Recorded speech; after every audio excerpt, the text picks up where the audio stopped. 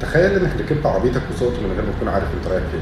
اكيد الغلط ما يكونش في العربيه، لكن الغلط انك ما خططتش الرحله من الاول.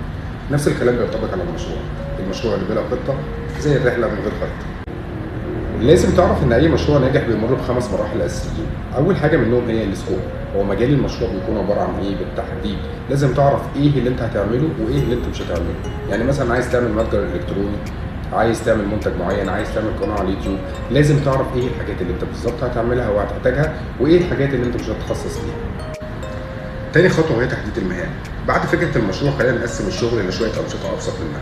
يعني مثلا لو خدنا المتجر الالكتروني هو المثال على المشروع بتاعنا، اول حاجه هنعملها ان احنا نحتاج نشتري الدومين، وهنصمم الموقع، وبعد كده نشحن المنتجات، وبعد شحن المنتجات نعمل حمله تسويقيه علشان خاطر نبدا نطلق المشروع. تالت خطوه وهي تخصيص وقت لكل نشاط من انشطه المشروع اللي حطيناها في الخطوه الثانيه. يعني مثلا شراء الدومين مثلا والاستضافه تقريبا ياخد له 7 ايام، تصميم الموقع ياخد له مثلا 10 ايام، شراء المنتجات وشحنها تقريبا هياخد له اسبوعين، وبعد كده الحمله التسويقيه ودي هتكون مستمره معانا، هنبدا ان احنا نحطها كمراحل. مثلا المرحله الاولى وليكن هتاخد معانا 5 ايام. وبكده يبقى احنا خصصنا وقت لكل نشاط، هنقدر ان احنا نتابع، هنشوف النشاط ده المفروض هيبدا امتى والمتوقع ان هو هيخلص امتى، وهنشوف حققنا قد ايه. بعد ما اخترنا فكره المشروع وحددنا السكوب بتاعنا كويس جدا، والسكوب ده قسمناه لمجموعه من الانشطه، وكل نشاط حطينا له الديوريشن بتاعه وهيبدا امتى وهينتهي امتى.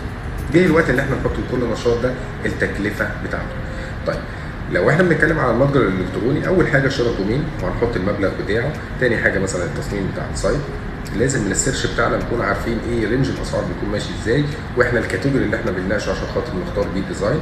تالت حاجه شراء المنتج وان احنا نحطه في المخازن ده هيكلفني كام، وبعد كده الماركتنج، ولازم نخلي بالنا قوي من تكلفه الماركتنج علشان هيختلف من منصه لمنصه، وهيكون شيء اساسي موجود جوه البروجكت.